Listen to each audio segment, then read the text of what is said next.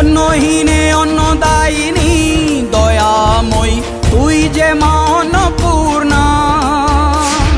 সন্তান স্নেহে তুই মা যেন কল্যাণী সম্পূর্ণা।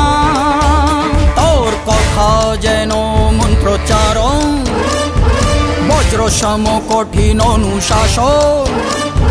ধৈর্যের সর্বংসহা পৃথিবী, ধর্ম ও ন্যায়ের প্রতিচ্ছবি।